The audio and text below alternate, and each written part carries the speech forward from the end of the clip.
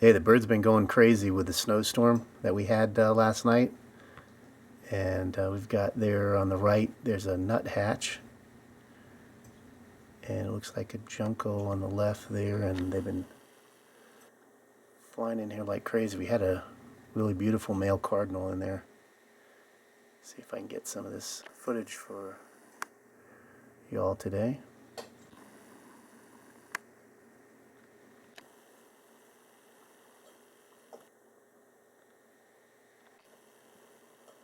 Yeah, you can see it's like a winter wonderland. We had another 8 inches or so last night. So, slide over here, see what we... there's one flying in.